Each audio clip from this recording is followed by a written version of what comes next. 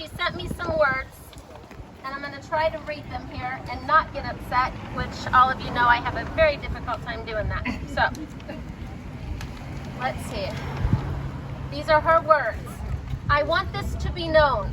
The superintendent said, had the students mentioned the altercation that happened the day before, this could have all been addressed.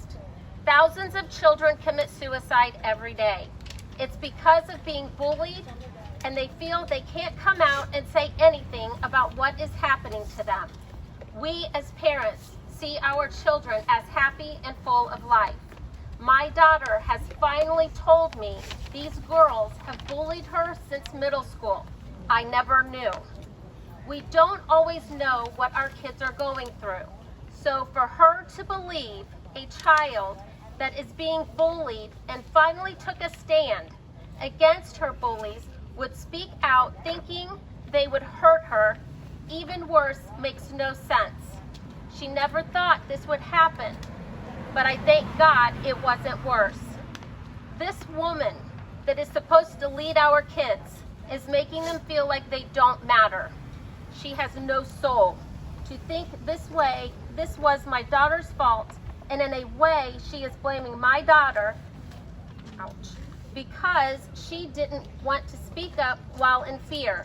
I am not going to let it sleep, and best believe they woke a sleeping giant.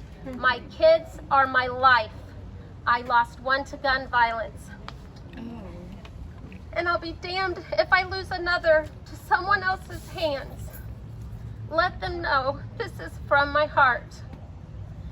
That is from Danielle Campbell. So we are working at Take Back to find her an attorney. And Mr. Zimmerman, I don't know where he's at, right here. He has graciously reached out to some different groups, and we are in the process of getting in contact with them because we are not going to let her be silenced. We will not let this die. It's not going to happen. There is a reason why this video took off, and I strongly believe that God took it and he made people see it that needed to see it because it was time, like Pastor Brian said. It is time. You need to go to our website and download it onto your phone. And every time you run into anyone that is trying to do what's right for our school system, you need to have them download it and they need to read it. What is on this page is 4 years of data, FOIA requests, material that many of us have found and learned. The idea of the website is to make us all on the same page so we can fight together. With that said, I know that Misty, you want to talk now? Sure.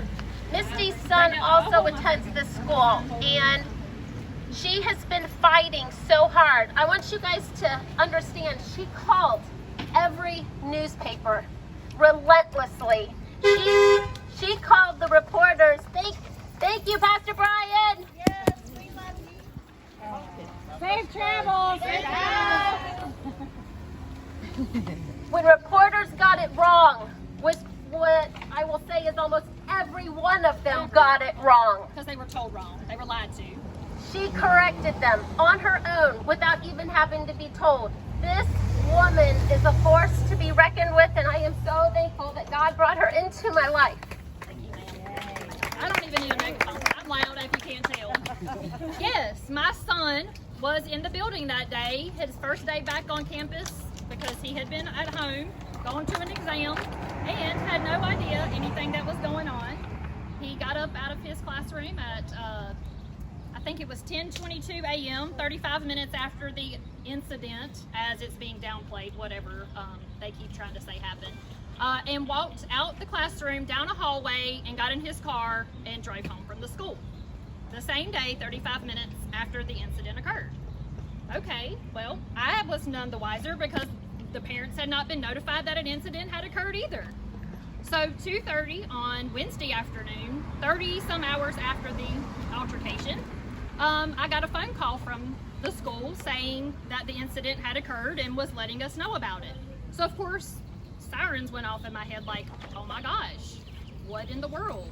and the questions came because we're obviously being lied to. We're being told that all policies and procedures were followed.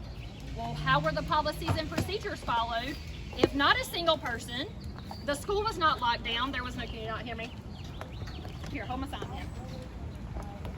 No policies and procedures were followed because the school was never locked down.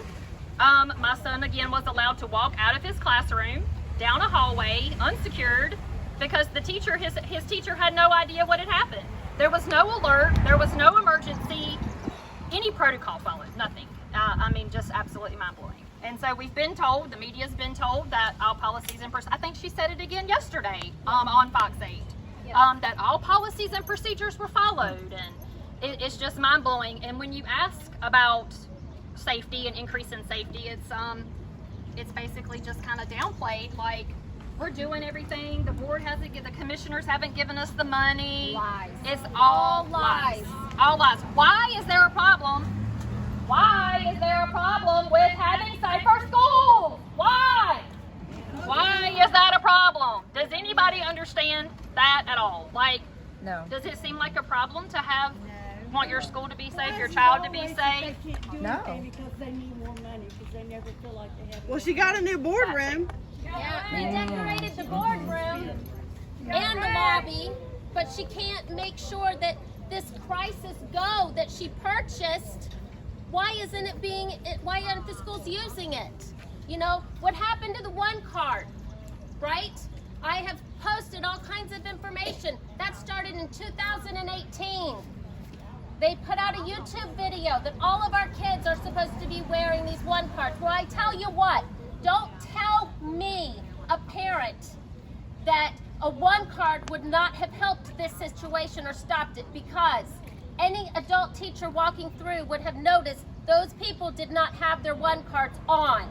That would have been a first inclination to a child to say, who is this person? Why are they in my school? They didn't follow policy. Had there been an SRO or an adult at the school, policy for Guilford County Schools is all visiting adults and children have to check in at the front office. Yes. Nobody was there.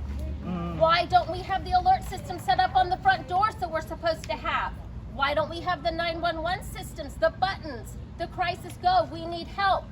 This was not the teacher's fault. Let's get that clear right now. SRO didn't stop this.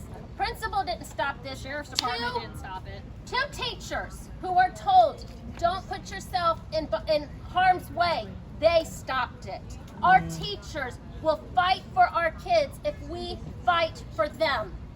So we need to stand together and back them. I'm not putting all this blame on the principal. It starts at the top. She wants to be president and CEO. Damn straight. She's president and CEO, and it's time to be fired. Yes. Yes. She's got to go.